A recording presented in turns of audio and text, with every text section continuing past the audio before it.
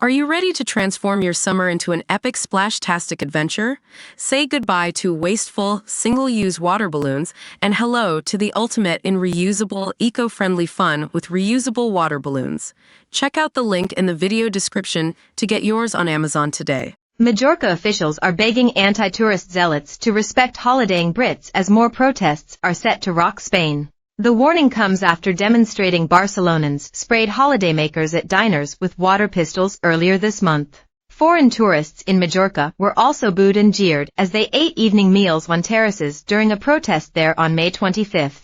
They also occupied a beach with umbrellas covered in the slogan Ocupem les nostres plages, which translates into, "We occupy our beaches." Now regional officials on the Balearic Islands have made it clear to the mob there must be no repeat of Barcelona and locals must show tourists respect.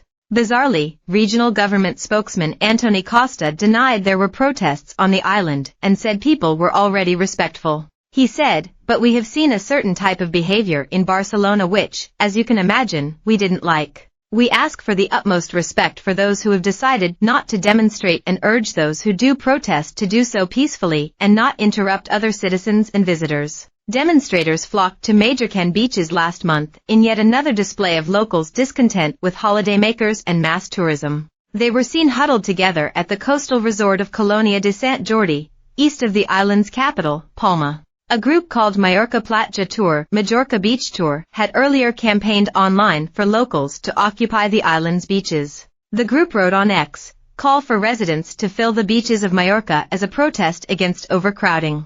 We invite all the residents who live near the beaches to go there to recover our beaches and enjoy them as before." Spain's tourism minister condemned protesters who soaked tourists with water pistols during a protest on July 6 in Barcelona city center. Jordi Hiru, a former Barcelona mayor, described their actions as reprehensible and that they didn't represent the country's culture of hospitality. He said, "I want to reaffirm the values of hospitality of Spain and the Spanish tourism model and one of its characteristics, which is security." Some hoteliers on the peninsula have said the protests will have left some holidaymakers thinking they are not welcome. Gabriel Escar, president of non-profit group Excelter, said recently, "It's the worst thing that could happen." Organizers of this Sunday's protest in Palma are already predicting it will be historic. Originally people in all four of the Balearic Islands, including Ibiza and Menorca, were going to take to the streets of their respective capitals on the same day before those plans were scrapped in favor of separate but coordinated actions over the summer. Organizers of the Barcelona protest ended up making a public apology for abuse dished out. In April, thousands of anti-tourist protesters took to the streets in Tenerife and demanded a freeze on holidaymakers. The anti-tourist hordes filled a square in the capital brandishing banners, including some that read "You enjoy, we suffer" in English. More than 15,000 people waved Canary Islands flags and blew horns to make a deafening noise in capital Santa Cruz. Protests also took place at the same time on other popular Canary Islands, including Lanzarote and Gran Canaria.